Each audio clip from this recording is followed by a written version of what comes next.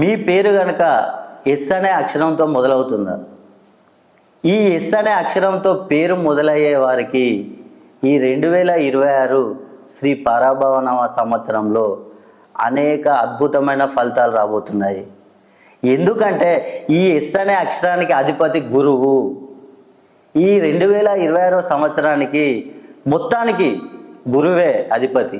కాబట్టి ఏంటంటే ఈ ఎస్ అనే అక్షరంలో చాల్దియన్ ప్రకారం చూసుకుంటే దీనికి 3వ నంబర్ వస్తుంది. పైథాగరస్ సిద్ధాంతం ప్రకారం చూసుకుంటే 1వ నంబర్ వస్తుంది. కాబట్టి వీరికి 2026 సంవత్సరంలో అద్భుతమైన విజయాలు వస్తాయి. ముఖ్యంగా వీళ్ళు రుణ బాధలు తీసుకున్నాం అనుకోండి, వీరికి అనేక సంవత్సరాల నుంచి చాలా రుణ బాధలు ఉంటాయి, ఎన్నో అప్పులు ఉంటాయి. వాటన్నిటికీ పరిష్కారం ఈ 2026 సంవత్సరంలో తీరబోతుంది. అదేవిధంగా ఆరోగ్య విషయంలో చూసుకున్నాం అనుకోండి, చాలా కాలం నుండి వీరికి గుండె జబ్బులు, పక్షవాతాలు, చాలా సమస్యలు ఉంటాయి. అవి కూడా ఈ 2026 సంవత్సరంలో తొలగిపోతాయి. మరియు చదువు విషయానికి వస్తే వీరు ఐఏఎస్, ఐపీఎస్, సివిల్స్, గ్రూప్ 2 ఇట్లా చాలా సంవత్సరాల నుంచి ప్రిపేర్ అవుతూ ఉంటారు.